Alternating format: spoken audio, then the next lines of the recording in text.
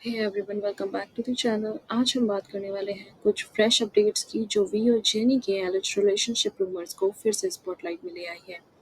सबसे पहले अपडेट आया है 1 अगस्त को एक वेरीफाइड तेहंग अकाउंट ने इंस्टाग्राम पर 2022 की इन famous Jeju island photos post किए।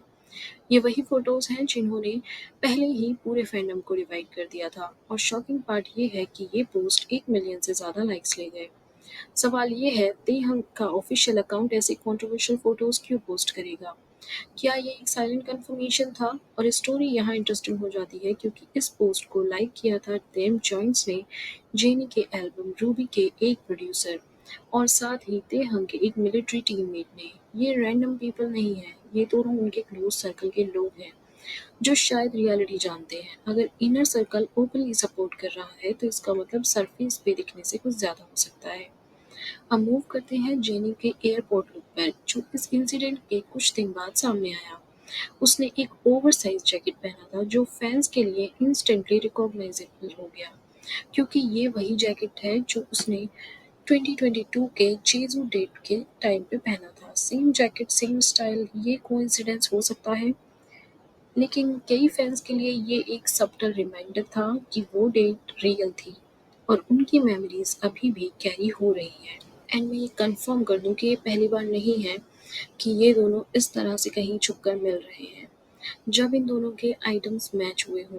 पहले भी मल्टीपल टाइम्स फैंस ने ऑब्जर्व किया है कि वी और जेनी सिमिलर या आइडेंटिकल फैशन आइटम्स यूज करते हैं, जो उनका टाइमलाइन को लिंक कर देता है। और फिर आता है तीसरा क्लू। रिसेंटली ते हमने एक आईजी स्टोरी पोस्ट की जिसमें उनकी बैक पे एक स्कार विजिबल था और लोकेशन क्लियरली एक म्यूजिक स्टूडियो लग रही थी। फैंस ने क्रॉस चेक किया और नोटिस किया कि ये वही स्टूडियो है जहां कुछ मंथ्स पहले जेनी भी स्पॉटेड हुई थी। हो सकता है दोनों अलग-अलग टाइम पे वहां गए हों, लेकिन सेम क्रिएटिव स्पेस शेयर करना उनका ओवरलैपिंग वर्ल्ड्स को हाईलाइट करता है। अब ग्रुप के कनेक्शंस की बात करें तो याद दिला दूं, जुलाई 14 को आरएम, सूगा और जेहो अपने ब्लैक पिंक के कॉन्सर्ट अटेंड किए थे। कॉन्सर्ट के बाद ब्लैकपिंक ने एक पोस्ट शेयर किया जिसमें फ्लावर्स दिखाए गए। फैंस स्पेकुलेट करते हैं कि ये फ्लावर्स बीटीएस मेंबर्स की तरफ से आए थे, स्पेशली क्योंकि आरएम ने उसी दिन फ्लावर शॉप से एक आईजी स्टोरी भी पोस्ट की थी। अगर ये स्पेकुलेशन सही है तो इसका मतलब है कि दोनों ग्रुप्स के बीच रिलेशनशिप स्मूथ है और बैड ब्लड की कोई पॉसिबिलिटी नहीं है। और अगर ऐसा है तो वी और जेनी के रूमर्स को और क्रेडिबिलिटी मिलती है। सो फ्रेंड्स, अब तक के मेजर क्लूज क्लियर हैं। वेरीफाइड अकाउंट पर जीजू फोटोज का रीपोस्ट, जेनी का airport jacket throwback, same studio connection और ग्रुप्स के बीच इनडायरेक्ट एक्नॉलेजमेंट। ये सब क्लूज एक पैटर्न क्रिएट करते हैं, एक पैटर्न जो रेंडमली कोइंसिडेंस लग भी सकता है, लेकिन इतना कंसिस्टेंटली रिपीट होना कुछ और ही सिग्नल करता है। कभी सीक्रेट फोटोज लीक होना, कभी रैंडम आउटिंग्स वायरल हो जाना और हर बार फैंडम फुल ऑन शॉक।